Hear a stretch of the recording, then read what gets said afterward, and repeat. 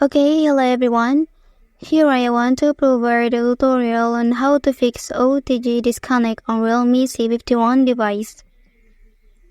Okay, let's turn to the tutorial. Here I will connect the OTG like this, and here you can see that my OTG files are not here. And then, to solve it, you can do the following steps. Okay, first you can open the settings option. And then, here you can scroll down. After that, you can choose to tap System menu. After that, here you can scroll down. And then you can activate this option. And then the OTG will be connected with your device. Well, that's the tutorial on how to fix OTG disconnect on Realme C51 device. Don't forget to subscribe to get other information from this channel. Thank you.